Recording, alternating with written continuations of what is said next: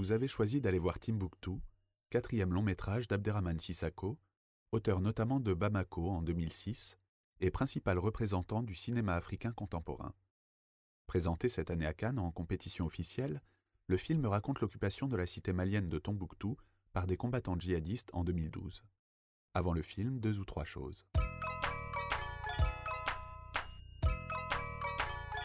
Timbuktu s'ouvre sur l'image de djihadistes pourchassant une gazelle dans le désert.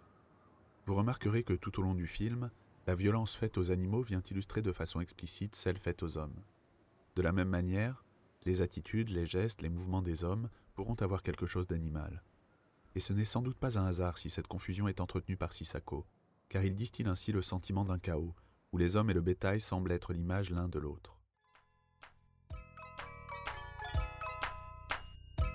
Envahis, les habitants de Tombouctou se retrouvent perpétuellement sous observation.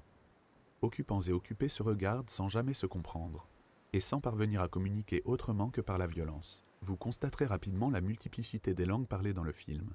L'arabe, le français, l'anglais, mais aussi le bambara et le dialecte songhay.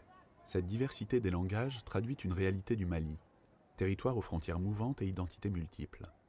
Mais elle matérialise aussi l'opposition entre deux mondes, qui, malgré l'intervention de traducteurs aussi omniprésents qu'inefficaces, ne parlent définitivement pas la même langue. Ah, une dernière chose, ne soyez pas surpris de rire devant Timbuktu, car malgré la gravité de son sujet, le film cultive délibérément les ruptures de ton.